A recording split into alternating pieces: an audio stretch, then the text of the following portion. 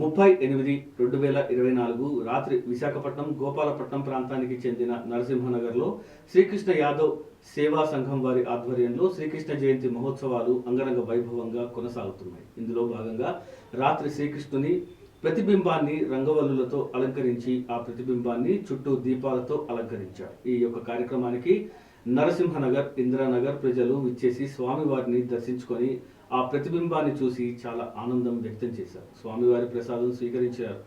రేపు 31/8/2024 ఉదయాన 10 గంటలకి స్వామివారికి తులసి దళాలతో పూజా కార్యక్రమం నిర్వహిస్తామని శ్రీకృష్ణ యాదవ్ యాజమాన్య సేవా కమిటీ తెలిపారు.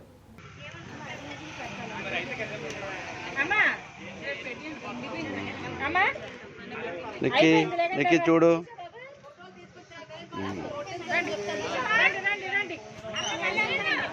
అనే ఒక్క నిమిషం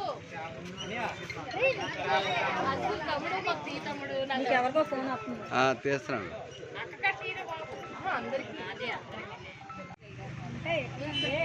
పర్వాలేదు చెయ్యక్కర్లేదు.